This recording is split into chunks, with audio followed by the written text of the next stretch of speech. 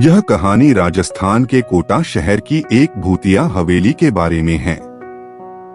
यह हवेली राजा महाराजा के समय में बनाई हुई थी, लेकिन पिछले 18 सालों से इस हवेली में आज तक कोई भी रहने के लिए नहीं आया है।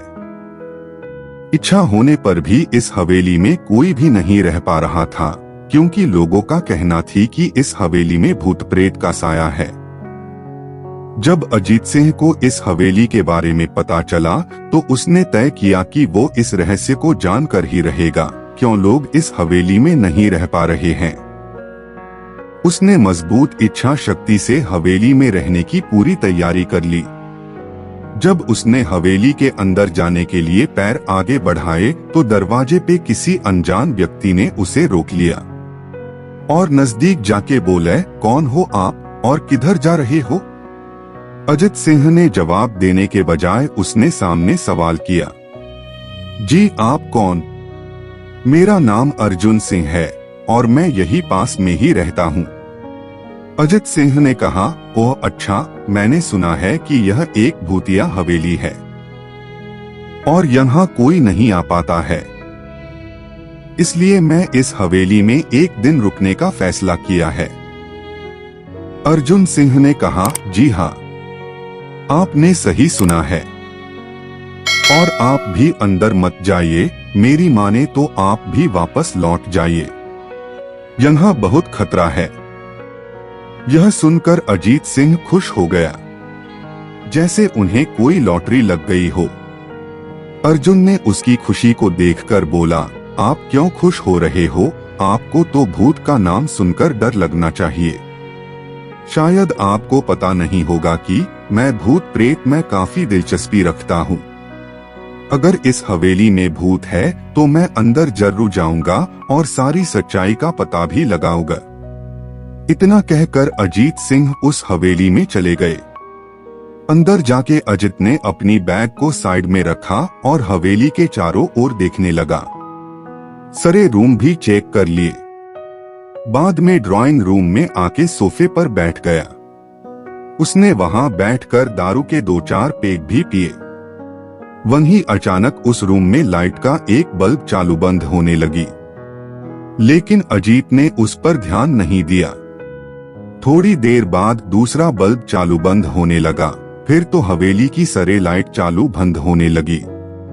यह सब देखकर अजीत अपनी जगह पे खड़ा हो गया और संपूर्ण सावचेत हो गया। अचानक उसके सामने एक छोटा टेबल हवा में उड़ने लगा। करीबन 6 फुट हवा में ऊपर जाके गोल गोल घूमने लगा और बाद में अजीत की और तेजी से आने लगा। अजित ने तुरंत ही अपनी जगह बदल दी और दूसरी ओर चला गया और वो टेबल वहीं जाके गिरा जहां अजित खड़ा था। अजीत कुछ समझ पाता उतने में सोफे की शीट उसकी ओर आने लगी। वो जल्द खड़ा हो गया और छलांग लगा के दूसरी ओर कूद गया, जिसके कारण सोफा दीवार को टकराया और अजीत बच गया। अचानक सब कुछ शांत हो गया। अजित ने चारों ओर सतर्कता से देखा और बड़ी आवाज में बोला, तुम जो भी हो सामने आकर के बात करो। वहीं एक बड़ी परछाई उसके सामने आई। अजित ने उस परछाई को देखकर बोला, कौन हो तुम और क्यों मुझे मारना चाहते हो? परछाई, तुम्हारी भूल के कारण। अजित, मेरी भूल? मैंने कौन सी भूल की? परछाई, इस हवेली में आने की भूल। मैं किसी को भी इस हवेली में खुश नहीं देख सकता। अजित, लेकिन क्यों? वो परछाई ने जवाब दिया, आज से 18 साल पहले इस हवेली के मालिक ने मुझे यहीं पे ही मार डाला था। मेरी कोई गलती भी नहीं थी। इस कारण की वजह से मेरी आत्मा इस हवेली में भटकती रहती है। मैं किसी को भी इस हवेली में नहीं रहने दूंगा, क्योंकि इस हवेली में मेरा खून हुआ था। इस हवेली में जो भी रहने के लिए आएगा उसकी मौत होगी। अजित ने कहा, मैं तुम्हें अपने असली रूप में देखना चाहता हूँ। तुम्हें मारने से पहले मैं तेरी यह इच्छा अवश्य पूरी करूंगा।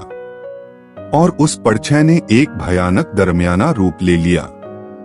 उसका चेहरा इतना भयानक था कि अजीत भी एक क्षण के लिए डर गया था। लेकिन दूसरी ही क्षण में उसने अपने आप पर काबू पा लिया। बाद में इसने अपनी जेब में से सफेद पाउडर निकाला और उस भूत के पर फेंक दिया। भूत के पर पाउडर पड़ते ही वो जलने लग गया।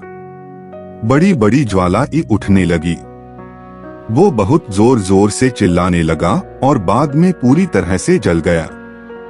उसके बाद अजीत ने चैन से सांस लिया और वहीं पर सो गया। दूसरे दिन सुबह जब अजीत को सही सलामत हवेली से बाहर आते देख अर्जुन को आश्चर्य हुआ।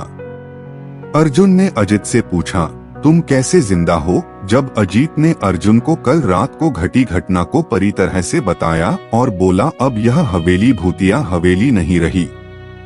दोस्तों, आपको यह कहानी राजस्थान के कोटा की भूतिया हवेली कैसी लगी? प्लीज हमें कमेंट करके जरूर बताएं।